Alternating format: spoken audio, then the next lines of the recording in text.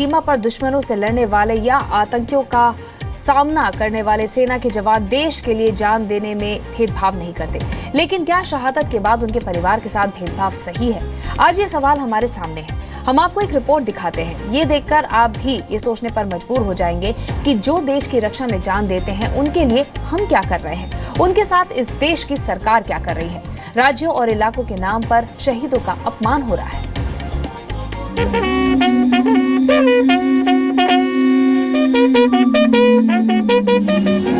ना शहादत की कोई कीमत होती है, ना शहादत का कर्ज चुकाया जा सकता है। दुश्मनों की गोलियों से शहीद हुए जवानों का सिर्फ एक धर्म होता है, देश की रक्षा। जवान देश की रक्षा करते हुए शहीद हो जाते हैं, लेकिन सवाल ये है कि जब वीरता और शहादत में फर्क नहीं होता है तो सम्मान में फर्क क्यों? दरअसल सवाल आज एक शहीद के परिवार की जिंदगी है। इसलिए ये पूछा जाना जरूरी है कि दुश्मनों से लड़ते हुए जब कोई शहीद होता है तो देश के अलग अलग राज्यों से आने वाले शहीदों के परिवार वालों को कम या ज्यादा आर्थिक मदद क्यों दी जाती है। ये कहानी अरुणाचल प्रदेश के हवलदार हंगपांग दादा की है। हवलदार हंगपांग दादा कुपवाड़ा में 3 आतंकियों को मारने के बाद शहीद हो गए। देश ने उन्हें अशोक चक्र से सम्मानित किया। परंपरा के मुताबिक अशोक चक्र पाने वाले हवलदार हंगपांग दादा के परिवार को आर्मी 6,000 रुपए प्रति महीने की आर्थिक मदद देगी, जबकि अरुणाचल प्रदेश के होने की वजह से उन्हें वहां की सरकार ने 20,000 रुपए की आर्थिक मदद दी। लेकिन आप ये जानकर हैरान रह जाएंगे कि अगर हवलदार हंगपांग हरियाणा के होते तो हरियाणा सरकार उनके परिवार को 1 करोड़ रुपए की आर्थिक मदद देती। हवलदार हंगपांग दिल्ली के होते तो उनके परिवार को 25 लाख रुपए मिलता।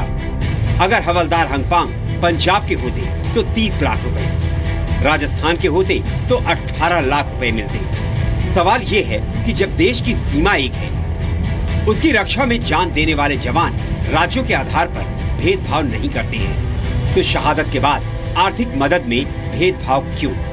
सरकार सभी शहीदों के लिए एक आर्थिक मदद का नियम क्यों नहीं बनाती है? जब शहादत भारत माता के लिए है तो राज्य इसमें फर्क कैसे कर सकते हैं?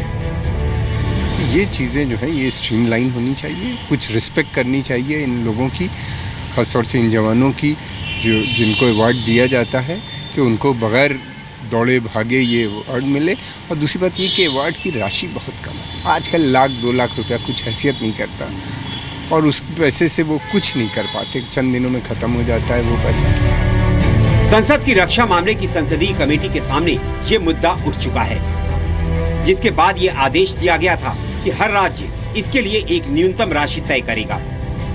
लेकिन ऐसा कैसे हो सकता है कि एक राज्य अशोक चक्र से सम्मानित जवान के लिए 1 करोड़ की राशि तय करे और दूसरा राज्य सिर्फ 20,000 रुपए दे?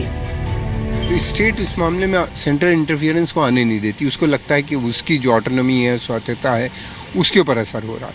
लेकिन यह है कि अगर बातचीत की जाए कि भाई कम से कम इतना आप दीजिए, वरना उसकी ऑनर पे की बात होती है कि आपने इतना कम अनाउंस किया।